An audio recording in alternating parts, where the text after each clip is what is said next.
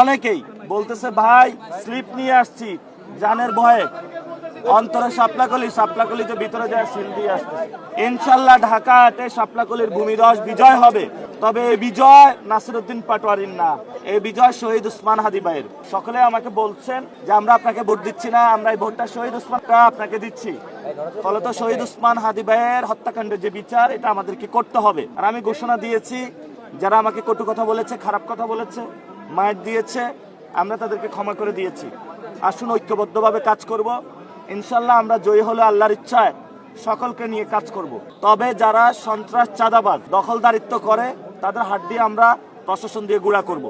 তাদের বাংলার জমিনে কোনো স্থান নাই। জালেমদেরকে আমরা বাংলার জমিন থেকে উচ্ছেদ করব এবং এখানে মুসলিমরা যে নির্যাতিত, নিপীড়িত, তাদের অধিকার ইনশাল্লাহ প্রতিষ্ঠা করব।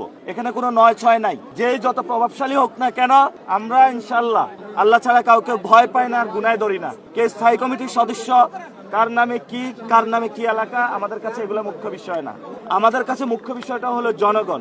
ইনশাল্লাহ ঢাকা হাটে জনগণের রায় হবে।